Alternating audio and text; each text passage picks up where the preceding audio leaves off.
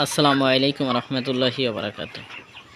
দেশ এবং দেশের বাইরে থেকে এই মুহূর্তে যারা দেখছেন সকলকে জানাচ্ছি মাশরুল এগ্রো ফার্মের পক্ষ থেকে আন্তরিক শুভেচ্ছা এবং অভিনন্দন। তো 1 থেকে 30 দিন পর্যন্ত মুরগিটাকে কিভাবে লালন পালন করি সেই সম্পর্কে আপনাদের সাথে শেয়ার করার কথা বলেছিলাম এবং আপনাদের সাথে টোটালি 1 থেকে 30 দিন পর্যন্ত কীভাবে লালন পালন করছি সেই ব্যাপারগুলো আমি শেয়ার করেছি। তো আজকে মূলত হচ্ছে 31 দিন। তো শীতকালে আমি মুরগিটা একটু বেশি দিন রাখি খামারে। তো এর মেজর কারণ হচ্ছে মূল যে বিষয়টা সেটা হচ্ছে আপনার শীতের সময় মুরগিটায় কিন্তু একটু তুলনামূলক আপনার খাবার চাহিদাটা কম থাকে। কারণটা হচ্ছে শীতে ওরা আপনার হাঁটাচলা কম করে, তার কারণে কিন্তু দেখা যাচ্ছে যে মুরগিগুলোকে একটু কম খায়, ঠিক আছে। এই কারণে হচ্ছে মূলত আপনার একটু বেশি দিন রাখতে হয়, তবে খাবারটা কিন্তু কমই খায়। হ্যাঁ, খাবারটা কম খায় এবং দিনগুলো একটু বেশি লালন পালন করতে হয়।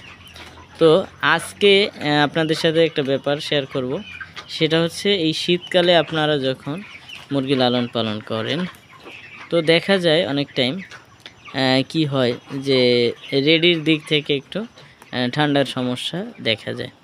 এক ভাই আসলে কমেন্ট করছেন যে ভাই তার মুরগির বয়স 22 দিন বা 23 দিন। হ্যাঁ, সে বলছে যে তার মুরগিটার এরকম ঠান্ডা লাগছে, ঘ্যার ঘ্যার শব্দ হচ্ছে, কোনো কিছুতে কমতেছে না। সো যদি আপনাদের মুরগিতেও এই ধরনের সমস্যা থাকে যে অনেক শব্দ হচ্ছে বা অনেক পরিমাণে ঠান্ডা লাগছে, মারা যাচ্ছে মুরগি, সেক্ষেত্রে আপনি দেখা যাচ্ছে ডক্সিভেট, ফাস্টভেট এবং সিপ্রোসিন এই 3টা দিয়ে একটা ডোজ করাতে পারেন।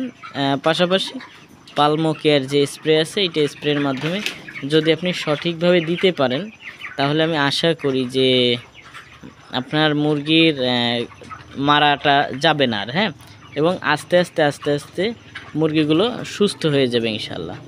হ্যাঁ, যদি সুস্থ না হয় পরবর্তী যে ধাপগুলো সেইগুলো আসলে অবলম্বন করতে হবে এবং যদি ডাক্তার থাকে তার কাছে নিয়ে যাইতে হবে।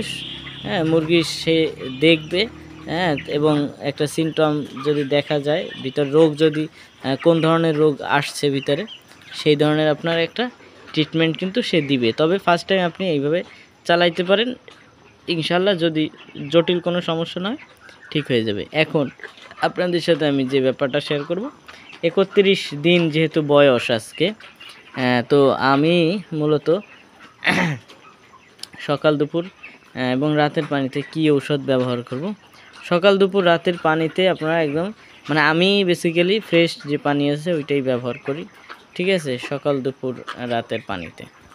আরেকটা ব্যাপার, আপনার ঔষধ আপনার যে পানিটা, হ্যাঁ, খাবারটা হচ্ছে আপনার প্রায় 39 বস্তা খাবার খেয়ে ফেলছে। হ্যাঁ, এই পর্যন্ত। তা আমি বলছিলাম যে আপনার 6 খান করে খাওয়াবো শতকরা, তো তা এখনও খেয়ে পারেনি, ঠিক আছে।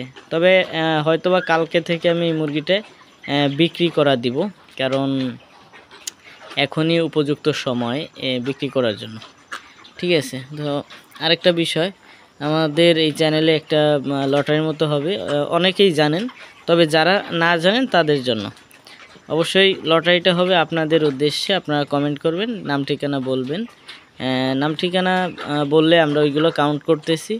তো আমরা যে ফার্স্ট আর্নিংটা করব আমাদের এই চ্যানেল থেকে 10,000 টাকার মতো উইথড্র দিব, এইটা 3 জনের মাঝে আমরা পুরস্কার হিসেবে তুলে দেব।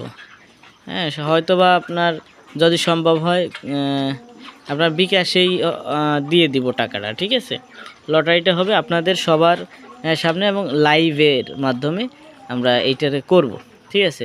সো আপনারা দেরি না করে জলদি যারা ভিডিও দেখেন তারা শুধু কমেন্ট করবেন, হ্যাঁ, নাম ঠিকানাটা দিবেন। আরেকটা ব্যাপার, তো মূলত এখন কিন্তু আপনার রেডি মুরগির দামটা আমাদের এইখানে মোটামুটি অনেকটা ভালো আছে, ঠিক আছে। তো যদি এই রকমের থাকে, যদি বিক্রি করতে পারি দেখা যাচ্ছে 75 বা 80 টাকায়, হ্যাঁ, তো ভালো একটা অ্যামাউন্টে লাভ হবে ইনশাল্লাহ। হ্যাঁ, তো আর কার এলাকায় কত আছে রেটটা, হ্যাঁ রেডি মুরগির যদি সঠিকটা জানেন সেইটা বলবেন, তবে ভুলভাল এইটা বলবেন না, তাতে দেখা যাচ্ছে আরেকটা ভাইয়ের সমস্যা হবে, আপনার আরেকটা খামারি ভাইয়ের ক্ষতি হবে। আমরা তো কখনোই চাবো না যে কারো ক্ষতি করি, ঠিক আছে। যদি আপনাদের জানা থাকে অবশ্যই কমেন্টে কমেন্ট করতে পারেন যে আপনাদের ওইখানের আজকের বাজারটা কত, ঠিক আছে। তো এতক্ষণ আমার সাথে থাকার জন্য আপনাদেরকে অসংখ্য ধন্যবাদ জানিয়ে আজকের মতো বিদায় নিচ্ছি। আর এইটায় কত লাভ লস হয় সেটা আপনাদের সাথে আমি শেয়ার করব। তো ভালো থাকেন, সুস্থ থাকেন, ইনশাআল্লাহ দেখা হবে আগামী কালকের ভিডিওতে। আল্লাহ হাফেজ।